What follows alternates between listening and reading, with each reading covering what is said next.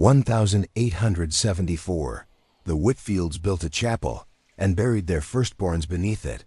The autumn of 2023 found Dr. Rebecca Morrison, a historian specializing in 19th century American religious practices, conducting research in the rural archives of Millbrook County, Vermont, when she discovered a collection of letters that would lead her to uncover one of the most disturbing cases of religious extremism and child sacrifice in American frontier history. The letters, written in the careful script of the Victorian era, chronicled the construction of a private chapel by the Whitfield family in 1874, but they also contained cryptic references to rituals, sacrifices, and children who had been given to God in ways that suggested something far more sinister than conventional religious devotion. The Whitfield family had arrived in Vermont in 1869, purchasing 500 acres of farmland in the remote hills where they established what appeared to be a prosperous agricultural operation. Jeremiah Whitfield, the family patriarch, had made his fortune in textile manufacturing in Massachusetts before seeking the isolation and independence that frontier life could provide for his growing family and his increasingly radical religious beliefs. The letters that Dr. Morrison discovered were correspondence between Jeremiah and his brother Samuel, who had remained in Massachusetts and served as the family's connection to the outside world for business and supply purposes. The early letters described conventional frontier life, the challenges of establishing a farm, the construction of necessary buildings, and the birth of Jeremiah's twin children, Isaiah and Rebecca, in the spring of 1873. But as Dr. Morrison read deeper into the correspondence, she noticed a gradual shift in tone and content that suggested the Whitfield family's religious practices were evolving in ways that departed significantly from conventional Christianity. Jeremiah began describing visions and divine instructions that required specific rituals and sacrifices to ensure God's continued blessing on his family and land. The letters revealed that Jeremiah had become convinced that God was testing his faith through increasingly demanding requirements, beginning with the sacrifice of livestock and progressing to more complex rituals that involved his family members in ways that the letters described only obliquely. By late 1873, Jeremiah was writing about divine commands that required the construction of a sacred chapel where the family could conduct the special ceremonies that God had revealed to him. But it was the letters from early 1874 that contained the most disturbing content. Jeremiah wrote to his brother about the death of his twin children, Isaiah and Rebecca, describing their passing as a divine requirement that had tested his faith more severely than Abraham's sacrifice of Isaac. The children had died during the winter of 1873 to 1874, under circumstances that Jeremiah described as fulfillment of God's will rather than tragedy or accident. Dr. Morrison's historical training immediately recognized the signs of religious extremism and potential child abuse in Jeremiah's accounts. But what made the letters particularly chilling was their matter-of-fact tone and the apparent acceptance of the children's deaths as necessary for the family's spiritual development. Jeremiah wrote about burying the twins beneath the foundation of the chapel he was constructing, explaining that their sacrifice would consecrate the sacred space and ensure God's continued favor. The chapel construction, according to the letters, had begun immediately following the children's deaths, with Jeremiah describing the project as both memorial and temple, a place where the family could continue the special worship that God had revealed to them while honoring the sacrifice that the twins had made for their spiritual advancement. Dr. Morrison's investigation into local records revealed that the Whitfield Chapel still existed, now part of a larger property that had changed hands multiple times since the family's disappearance in the 1880s. The current owners, unaware of the structure's dark history, had been using it as a storage building while maintaining the basic integrity of the stone foundation and timber frame that Jeremiah had constructed in 1874. When Dr. Morrison visited the site in October 2023, She found a modest stone chapel that showed clear signs of 19th century craftsmanship, but also evidence of modifications and additions that suggested the building had served purposes beyond conventional worship. The interior contained remnants of wooden fixtures that appeared to be altars or ceremonial platforms, along with carved symbols and inscriptions that were not consistent with traditional Christian iconography. But perhaps most disturbing was the discovery of what appeared to be sealed chambers beneath the chapel's stone floor, accessible through hidden passages that had been carefully concealed, but were still detectable through changes in the building's acoustic properties and floor stability. Dr. Morrison's preliminary investigation suggested that the chapel's foundation contained deliberate burial chambers that could have housed human remains. The historical investigation that followed Dr. Morrison's discovery revealed that the Whitfield family had been part of a broader movement of religious extremists who had fled to remote frontier areas during the 1860s and 1870s to escape social oversight while practicing increasingly radical interpretations of Christianity. These groups often developed beliefs about divine testing, sacrificial requirements, and special revelations that justified practices that mainstream society would have considered criminal. County records from the 1870s showed that the Whitfield property had been the subject of occasional official visits by territorial authorities, investigating reports of unusual activities and missing persons.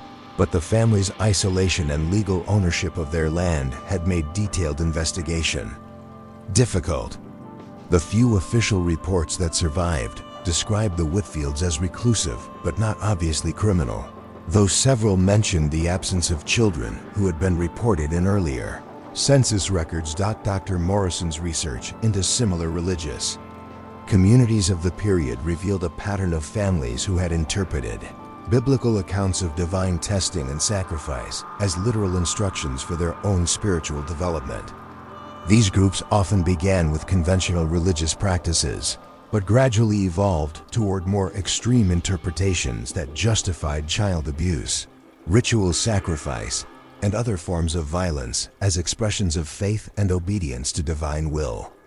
The letters between Jeremiah and Samuel Whitfield provided a unique window into this psychological and religious progression, chronicling how a successful businessman had gradually transformed into a religious extremist, whose faith had become indistinguishable from systematic child abuse. The correspondence showed how isolation, religious fervor, and lack of social oversight could create conditions where the most horrific crimes could be rationalized as acts of devotion. But perhaps most chilling was the evidence that Jeremiah's practices had not ended with the deaths of Isaiah and Rebekah. Later letters suggested that other children had been born to the family and had also been subjected to divine testing that resulted in their deaths and burial beneath the chapel. Samuel's increasingly horrified responses to his brother's letters indicated that the Massachusetts brother had gradually realized the true nature of what was happening on the Vermont farm, but felt powerless to intervene. The final letters in the collection, dating from 1879, described Jeremiah's plans to expand the chapel and construct additional sacred buildings that would allow him to accommodate the growing requirements of his divine revelations. He wrote about expecting additional children to be born specifically for the purpose of sacrifice and about preparing the property to serve as a center for other families who shared his religious convictions. But the correspondence ended abruptly in late 1879, with no explanation for the cessation of communication between the brothers.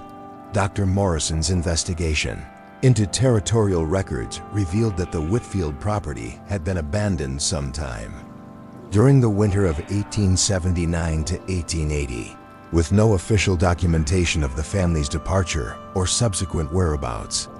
Local folklore, preserved in oral histories and newspaper accounts from the period, suggested that the Whitfield family had simply vanished during a particularly severe winter, leaving behind their livestock, personal belongings, and the chapel that had been the center of their religious practices.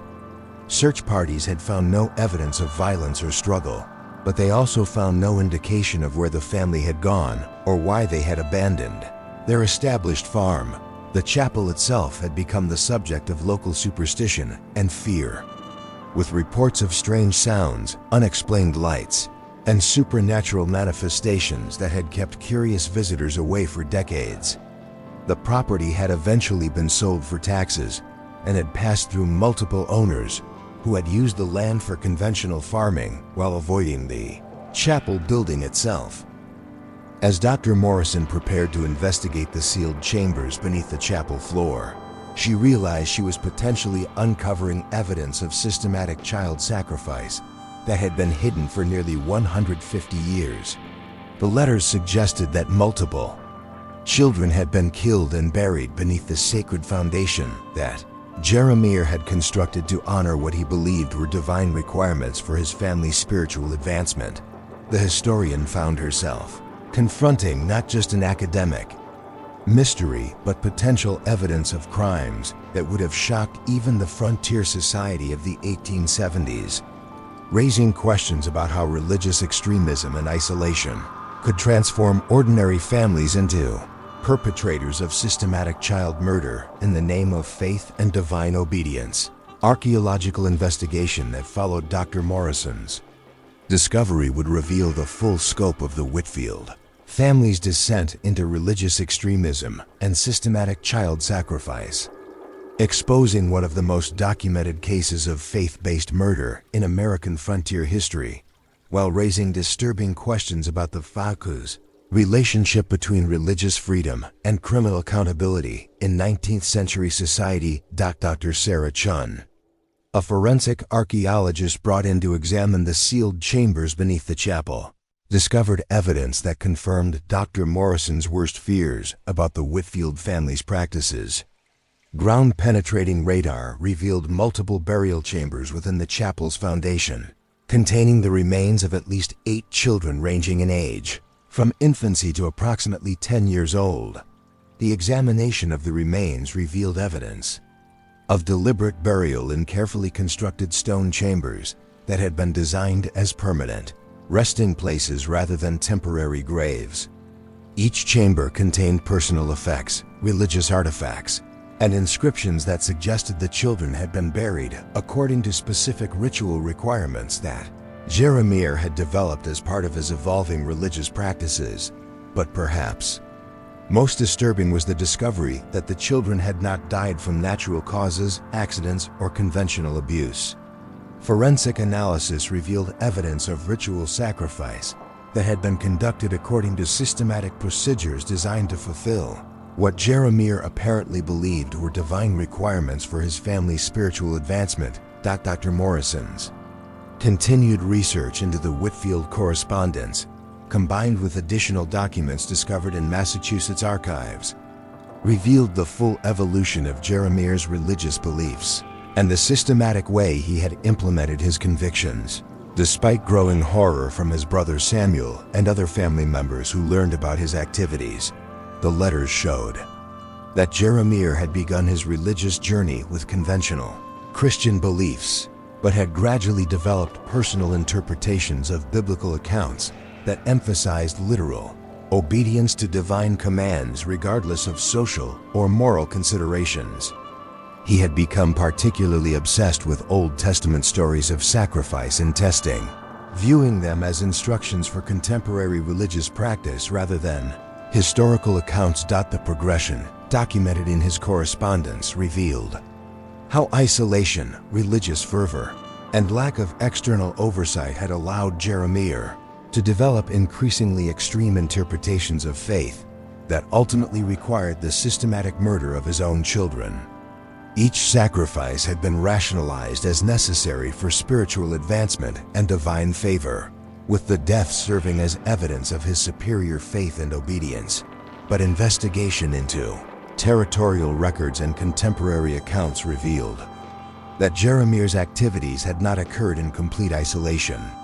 Several other families in remote areas of Vermont and neighboring territories had developed similar religious practices during the same period, suggesting that the Whitfield case was part of a broader movement of religious extremists who had used frontier isolation to implement beliefs that would have been impossible to practice in more settled areas. The documentation showed that territorial authorities had been aware of reports about unusual religious practices and missing children in remote communities, but had lacked the resources and legal authority necessary to conduct comprehensive investigations. The vast distances, limited transportation, and legal complexities of territorial governance had created conditions where systematic child abuse could continue for years without effective intervention. Dr. Chian's forensic analysis revealed that the chapel itself had been designed specifically to facilitate and conceal ritual sacrifice. The building's acoustics had been engineered to muffle sounds from within. The floor plan included hidden chambers and passages that allowed for secret activities, and the altar area contained drainage systems that suggested it had been used for procedures involving blood and other bodily fluids. The investigation also uncovered evidence that Jeremiah had been documenting his religious practices through detailed journals and ritual instructions that he apparently intended to pass on to other believers. These documents, discovered in a sealed container within the chapel walls, provided disturbing insights into his psychological state and the systematic way he had planned and conducted the murders of his children. Jeremiah's writings revealed a man who had become completely disconnected from normal human emotions and moral reasoning, viewing his children not as individuals deserving love and protection, but as resources to be used for his spiritual advancement. He wrote about the births of his children with anticipation for their eventual sacrifice, planning their deaths from the moment they were born while maintaining the appearance of normal family life. But perhaps most chilling was the evidence that Jeremiah's wife, Martha, had been a willing participant in the sacrifices rather than a victim of his religious extremism. Her own writings, found among the chapel documents, showed that she had shared his beliefs about divine requirements and had actively participated in the planning and execution of their children's murders. The couple had apparently viewed themselves as modern-day Abraham and Sarah, chosen by God for special testing that required the sacrifice of their offspring as proof of their superior faith and obedience. They had rationalized each murder as an act of devotion that elevated them above ordinary believers who lacked the courage to follow divine commands, regardless of personal cost. Dr. Morrison's investigation into the family's disappearance in 1879 revealed that they had not fled to escape detection of their crimes, but had departed to establish a new religious community in an even more remote location, where they could continue their practices with other believers who shared their convictions. Territorial records suggested that they had traveled west to join similar communities in the Dakota territories, where religious extremists could practice their beliefs with even less oversight and interference. The discovery also revealed that the Whitfield Chapel had continued to be used for religious purposes after the family's departure, with evidence suggesting that other believers had maintained the site as a sacred location while continuing the sacrificial practices that Jeremiah had established. The remains of additional children, dating from the 1880s and 1890s, indicated that the chapel had served as a center for ritual sacrifice for decades after the original family had departed. Local records from the late 19th century contain scattered reports of missing children and unusual religious activities in the area around the chapel. But the remote location and the community's reluctance to investigate had allowed the practices to continue until the site was eventually abandoned in the early 1900s. The case raised profound questions about the relationship between religious freedom and criminal accountability that had characterized American frontier society throughout the 19th century. The territorial governments had been reluctant to interfere with religious practices, even when those practices involved potential criminal activity, creating legal and social environments where systematic child abuse could be rationalized as expressions of faith. Dr. Morrison's research revealed that similar cases had occurred throughout the American frontier, wherever isolation and religious extremism had combined to create conditions for practices that would have been impossible. In more settled and supervised communities, the Whitfield Chapel represented not an isolated case of religious insanity, but part of a broader pattern of faith-based violence that had characterized certain aspects of frontier religious life. The forensic investigation ultimately documented the deaths of at least 12 children who had been sacrificed in the chapel between 1874 and 1895, making it one of the most extensive cases of systematic child murder in American history. The victims had been deliberately bred and raised for the specific purpose of sacrifice, representing a level of premeditation and systematic cruelty that challenged contemporary understanding of religious extremism and child abuse. The chapel itself was eventually demolished by court order, with the children's remains being reburied in a proper cemetery, with individual markers that acknowledge their identities and the circumstances of their deaths. But the questions raised by the Whitfield case continue to influence discussions about religious freedom, child protection, and the responsibility of society to intervene when religious practices involve harm to vulnerable individuals. The macabre history of the Whitfield Chapel serves as a reminder that some of the most horrific crimes can be committed by individuals who genuinely believe they are serving God and advancing spiritual truth. The systematic murder of children in the name of faith represents a form of evil that challenges conventional understanding of religious motivation and moral reasoning.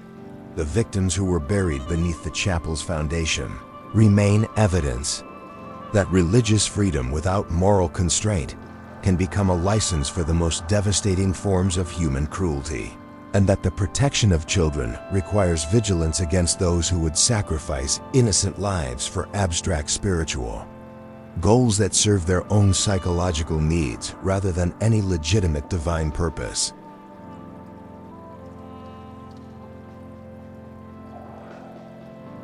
Thank you for watching another tale unfold here on NW Storytime. Every story hides a secret, and tonight you uncovered another one. Tell me in the comments where you're watching from. I'd love to know how far these stories travel. If you enjoyed this mystery, don't forget to like, share, and subscribe. It helps us keep the secrets alive. Until next time, stay curious,